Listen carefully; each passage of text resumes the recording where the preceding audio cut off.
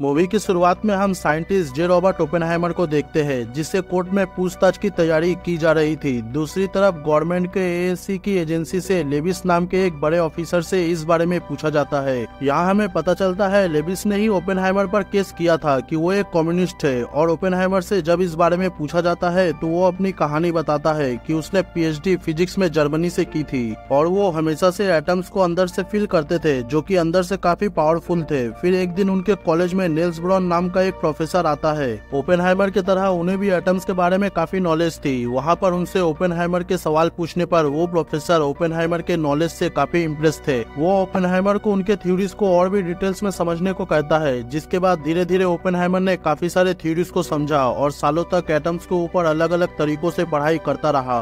फिर हम present scene देखते हैं, जहां लेविस से ओपेनहाइमर के बारे में पूछा जाता है तो लेविस बताता है कि वो पहली बार 1947 में ओपेनहाइमर से मिला था और ओपेनहाइमर तब तक काफी फेमस हो चुका था। साथ ही वो उसे एएससी डिपार्टमेंट का काम संभालने देने वाले थे, इसीलिए उन दोनों ने मुलाकात की थी, जिसमें लेविस ने ओपेनहाइमर को वहां पर रहने का और काम करने के तरीके के बारे में बताया था। तभी उन्हें बाहर एल्बर्ट आइंस्टाइन दिखते हैं, जो कि वहीं पर रहते थे। फिर लेविस ओपेनहाइमर के मैनहट्टन प्रोजेक्ट की तारीफ करते हुए उससे पूछता है क्या उन्होंने उस प्रोजेक्ट में एल्बर्ट आइंस्टाइन की मदद ली थी, जिसमें ओपेनहाइमर हाँ बोलता है और फिर ओपेनहाइमर जाके आइंस्टाइन से मिलता है, बट आइंस्टाइन ओपेनहाइमर से बिना मिले ही वहाँ से चले जाते हैं। लेविस जब इस बारे में ओपेनहाइमर से बात करता है तब ओपेनहाइमर लेविस से अपनी सिक्योरिटी के बारे में पूछता है, जिसमें लेविस उसे काफी सिक्योरिटी देने की बात करता है और साथ ही उसे एएससी में चल रहे काम को संभालने को कहता है। तब ओपेनहाइमर इस बारे में सोचेगा कहकर वहाँ से चला जाता है। दरअसल एएससी ओपेनहाइमर के मैनहट्टन प्रोजेक्ट के बाद का एक नया हाइड्रोजन बम बनाने का प्रोजेक्ट था और ओपेनहाइमर ने पहले न्यूक्लियर बम बनाने वाली टीम को लीड किया था। इसी वजह से उसे एएससी ये काम देना चाहती थी, लेकिन ओपेनहाइमर इस काम के लिए मना कर देता है, जिसके बाद इसी वजह से लेविस और ओपेनहाइमर के बीच प्रॉब्लम शुरू हो जाती है, जिसमें ओपेनहाइमर पर लेविस ने केस किया था कि वो लेफ्टिस्ट से जुड़ा हुआ है, जो कि गवर्नमेंट के खिलाफ काम करती है, और इस चीज में वो लोग ओपेनहाइमर को बदनाम करना चाहते थे।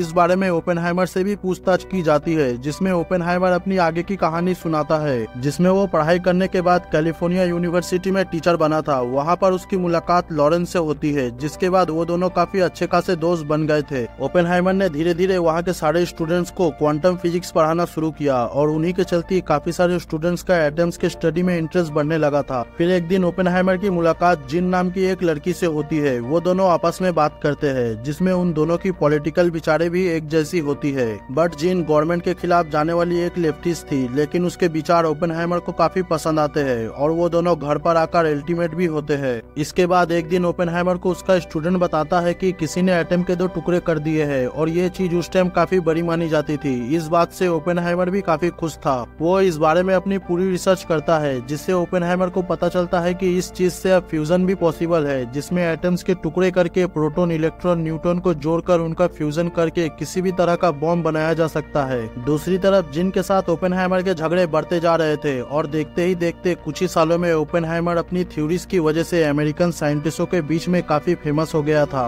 कुछ दिनों बाद ओपेनहाइमर को वर्ल्ड वॉर 2 शुरू होने के बारे में पता चलता है, जिससे ओपेनहाइमर के साथ उसके सारे स्टूडेंट्स भी काफी दुखी थे। इसी बीच ओपेनहाइमर की मुलाकात किटी नाम की एक औरत से होती है, जिसके बाद ओपेनहाइमर ने उसे एटम्स की थ्योरी समझाते हुए अपने प्यार में फंसा लिया था। यहाँ हमें पता चलता है कि किटी की पहले भी 2 बार शादी हो चुकी थी और वो दोनों दारू पीकर किटी को बहुत मारते थे। इसी वजह से किटी ने उन दोनों को छोड़ दिया था, जिसके बाद ओपेनहाइमर जिन के पास जाकर उससे ब्रेकअप कर लेता है। 1 साल बाद ओपेनहाइमर जब अपने घर आता है, वो देखता है किटी काफी नशे में है और उसका बेटा रो रहा है। इस वजह से ओपेनहाइमर काफी भड़क जाता है, जिसके बाद किटी वहाँ से चली जाती है। तब ओपेनहाइमर अपने दोस्त के घर पर अपने बेटे को लेकर आता है और वहाँ वो लोगों को बताता है कि किटी काफी ज्यादा नशे में रहती है और वो उसके बच्चे का ठीक से ध्यान भी नहीं रखती। कुछ महीनों बाद ओपेनहाइमर की मुलाकात लेस्ली नाम के एक ऑफिसर से होती है। वो ओपेनहाइमर के काम की तारीफ करते हुए कहता है वर्ल्ड वॉर 2 के वजह से काफी महामारी फैल रही है, इसी वजह से वो ओपेनहाइमर से एक प्रोजेक्ट करवाना चाहते थे, जिसमें ओपेनहाइमर समझ जाता है कि वो एटॉमिक बॉम्ब बनाना चाहते हैं। तब लेस्ली उन्हें बताता है कि रशिया के पास एक एटॉमिक बॉम्ब है। ये बात उन्हें जासूसों के जरिए पता चली है, बट फिर भी ओपेनहाइमर इस चीज के लिए मना कर देता है, क्योंकि इस चीज से काफी तबाही मच सकती है। तब लेस्ली बताता है कि एटम बम उन्हें तबाही मचाने के लिए नहीं बल्कि उसे रोकने के लिए चाहिए, जिसके बाद ओपेनहाइमर उसकी बात मान लेता है। फिर वो लेस्ली से दुनिया भर के बेहतरीन साइंटिस्ट की टीम और एक नकली शहर मांगता है जिसमें वो लोग दुनिया से छुप के अपना काम कर सके और इस काम में कम से कम 4 साल का वक्त लगेगा। फिर वो दोनों मिलकर काफी सारे लोगों को अपनी टीम में लेते हैं जिसमें वहाँ एडवर्ड टायलर नाम का एक फिजिशियन भी होता है और वो आकर अपनी थ्योरी सबको दिखाता है जिसे देखकर सबकी फट जाती है। ओपेनहाइमर भी उन थ्योरीज को देखता है जिसमें एडवर्ड ने अपनी रिसर्च से पता लगा लिया था कि न्यूक्लियर फ्यूजन स्टार्ट करने के बाद एटम्स हवा के अंदर दूसरी एटम्स को खुद की तरह बदलकर धमाके को करोड़ों गुना बढ़ा सकता है। जिसके बाद उस थ्योरी को लेकर ओपेनहाइमर आइंस्टाइन से आकर मिलता है जिसमें ओपेनहाइमर उन्हें वो थ्योरीज दिखाता है और उन दोनों को ये कैलकुलेशन सही लगती है। इस चीज से धमाका काफी बड़ा हो सकता है। कुछ दिनों बाद ओपेनहाइमर अपने परिवार के साथ नकली शहर में आता है और जिस प्रोजेक्ट में वो काम कर रहा था दरअसल उस प्रोजेक्ट का नाम प्रोजेक्ट मैनहट्टन दिया जाता है। फिर हमें वो सीन दिखाया जाता है जहाँ ओपेनहाइमर और लेविस पहली बार मिले थे जिसमें उन्हें पता चलता है कि रसिया भी बम लेकर तैयार है लेकिन उन्हें बम बनाने में अभी भी काफी टाइम लगेगा। तब लेविस ओपेनहाइमर को जल्द से जल्द बम बनाने को कहता है। साथ ही लेविस ओपेनहाइमर पर पूरा भरोसा नहीं करता था, इसी वजह से वो ओपेनहाइमर के ऊपर FBI को नजर रखने को कहता है। फिर हम प्रेजेंट सीन देखते हैं जहां ओपेनहाइमर के बारे में लेस्ली से पूछा जाता है। तब लेस्ली बताता है ओपेनहाइमर अपने देश के लिए पूरी तरह से समर्पित है, जिस पर ओपेनहाइमर कोर्ट में बताता है कि उसने पास्ट में एक बार जिन से होटल में जाकर मुलाकात किया था और जिन एक कम्युनिस्ट थी, इसीलिए ओपेनहाइमर का नाम उससे जोड़कर लेविस उसे बदनाम करना चाहता था। और साथ में ओपेनहाइमर ये भी कहता है कि जिन हमेशा के लिए अमेरिका छोड़कर जा रही थी, इसीलिए उसने आखिरी बार मुझे मिलने के लिए बुलाया था और उसके बाद वो कभी भी जिन से नहीं मिला, ये बात कोर्ट में बताता है। जब इस बारे में लेस्ली को पता चलता है तब लेस्ली ओपेनहाइमर को बताता है कि उसका जिन से मिलना गलत है क्योंकि जिन के कम्युनिस्ट विचारों के चलते गवर्नमेंट ने उसके ऊपर नजर रखा हुआ है। जिन का नाम कई सारे दुश्मन देशों के लोगों के साथ जोड़ा जाता है, इसीलिए गवर्नमेंट उसे गद्दार समझती है। तब ओपेनहाइमर इस बात से डर जाता है। कुछ दिनों बाद ओपेनहाइमर को पता चलता है कि जिन मर चुकी है। अगले सीन में ओपेनहाइमर के टीम के सारे मेंबर एडवर्ड के हाइड्रोजन वाले आइडिया का मजाक उड़ा रहे थे। तब एडवर्ड वहाँ से निकल जाता है बट ओपेनहाइमर उसे रोकने के लिए उससे कहते हैं तुम्हारे थ्योरीज पे हम लोग अलग से डिस्कस करेंगे। तब एडवर्ड मान जाता है। काफी सालों बाद एक दिन ओपेनहाइमर देखता है सभी लोग उसके मैनहट्टन प्रोजेक्ट के बाद अब हाइड्रोजन बम बनाने के बारे में बात कर रहे थे और वो एटॉमिक बम से 1000 गुना बड़ा धमाका कर सकता है। इस चीज से ओपेनहाइमर काफी डर जाता है। तब ओपेनहाइमर सबको बताता है अगर उन्होंने हाइड्रोजन बम बनाया तो ये बात दूसरे देशों को पता चलेगी, जिससे वो लोग भी ये बम बनाने की कोशिश करेंगे। बट वहाँ मौजूद लेविस को लगता है कि बाकी के देशों ने ये बम पहले ही बना लिया होगा। इसी वजह से ओपेनहाइमर और उसमें बहस हो जाती है। फिर हम पास्ट का सीन देखते हैं जहाँ ओपेनहाइमर और उसकी टीम छोटे से बम से टेस्ट करना शुरू करते हैं। वो लोग जुलाई में अपना पहला परीक्षण करने वाले थे। फिर वो लोग एटम बम का पहला नमूना तैयार करते हैं। दूसरी तरफ हमें अमेरिका के बड़े बड़े पुलिस अधिकारियों को दिखाया जाता है जिसमें वर्ल्ड वॉर 2 के दरमियान जापान को रोकने के लिए वो लोग अब एटम बम का यूज करना चाहते थे। बट ओपेनहाइमर का टीम का मानना था कि उन्हें एटम बम से सिर्फ जापानीज को डराना चाहिए, लेकिन वहाँ बाकी सबका प्लान जापान के ना मानने पर उन पर बम से धमाका करके उन्हें हराने का था और इस तरह से वो लोग वर्ल्ड वॉर 2 को रोक सकते हैं। कुछ ही दिनों के बाद ओपेनहाइमर अपनी टीम के साथ अपने परीक्षण का पूरा रिसर्च कर लेता है। वो लोग 16 जुलाई 1945 को ट्रिनिटी टेस्ट करने को तैयार थे जिसमें एक बटन से बम को फोड़ा जाता है, जिस वजह से काफी बड़ा धमाका होता है जिसमें ओपेनहाइमर भगवत गीता के कृष्णा के लाइन कहता है कि अब मैं काल बन चुका हूँ, दुनिया का विनाशक। अगले सुबह सभी लोग ओपेनहाइमर की तारीफ कर रहे थे, जिसके बाद उसके बनाए हुए बम को लेकर लेस्ली वहाँ से निकल जाता है और फिर 6 अगस्त और 9 अगस्त के दिन हिरोशिमा और नागासाकी के ऊपर एटम बम से हमला किया जाता है, जिस वजह से वहाँ के लाखों लोग मारे जाते हैं। ये जानने के बाद ओपेनहाइमर को काफी दुख होता है। 3 दिन के बाद ओपेनहाइमर को एक जगह पर स्पीच देने के लिए बुलाया जाता है जहाँ पर वो बाहर से अमेरिका की तारीफ करता है, जिस वजह से वहाँ मौजूद सभी लोग खुश थे।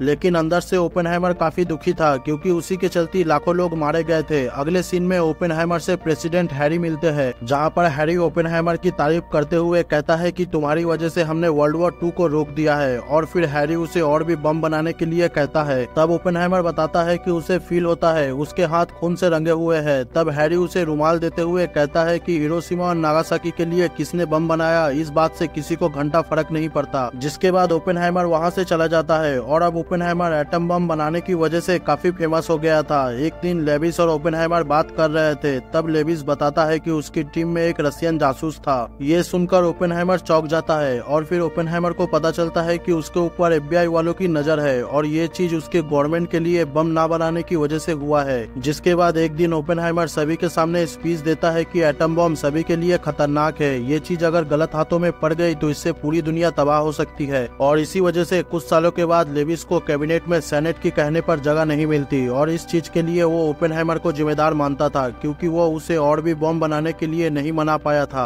इस वजह से लेविस ने ओपेनहाइमर पर कम्युनिस्ट होने का दावा किया था और उसने ओपेनहाइमर को फंसाने की पूरी तैयारी भी कर ली थी। ओपेनहाइमर भी अपनी टीम और किटी से बात करता है और अगर ओपेनहाइमर कम्युनिस्ट साबित हुआ तो उससे सभी फैसिलिटीज छीन लेगी सरकार और साथ ही वो आगे किसी भी प्रोजेक्ट पे काम नहीं कर पाएगा। फिर एफबीआई ओपेनहाइमर के साथ काम करने वाले सभी लोगों से पूछताछ करती है। दूसरी तरफ लेविस को ओपेनहाइमर के पहले कम्युनिस्ट स्टूडेंट की मदद करने के साथ ही जिनके साथ रिलेशनशिप होने के बारे में पता था, वो ये सारी बातें कोर्ट में बताता है। इस तरफ कोर्ट में चल रही चीजों से ओपेनहाइमर काफी परेशान था। इसी बीच उसकी मुलाकात एक दिन एल्बर्ट आइंस्टाइन से होती है। आइंस्टाइन उसे कहता है कि वो अपने देश को छोड़कर यहाँ आया है और ओपेनहाइमर के पास से अपने काम को निकालने के बाद अगर उसका देश उसके साथ ऐसा बिहेवियर कर रहा है तो उसे भी अपना देश छोड़ देना चाहिए। कुछ दिनों बाद आखिर में जीडी बताती है कि ओपेनहाइमर एक अच्छा नागरिक है लेकिन उसके कम्युनिस्ट लोगों के साथ ताल्लुकात होने की वजह से उसे मिल रही सारी गवर्नमेंट फैसिलिटीज को वो लोग छीन लेते हैं, जिस वजह से ओपेनहाइमर काफी दुखी था। और फिर उसे अपनी और आइंस्टाइन की मुलाकात याद आती है जिसमें आइंस्टाइन ओपेनहाइमर से कहता है कि वो लोग जो भी काम करते हैं उसके काफी अलग अलग नतीजे निकलते हैं, जिसमें वो लोग एक दिन बूढ़े हो जाएंगे और उन्हें काफी सम्मानित भी किया जाएगा। तब ओपेनहाइमर कहता है, जब मैं आपके पास कैलकुलेशन लेकर आया था तब हम दोनों को पता था कि उन कैलकुलेशन से पूरी दुनिया तबाह हो सकती है। जिस पर आइंस्टाइन हाँ बोलकर वहाँ से चला जाता है और इसी के साथ यहाँ इस बेहतरीन मूवी का एंड होता है दोस्तों।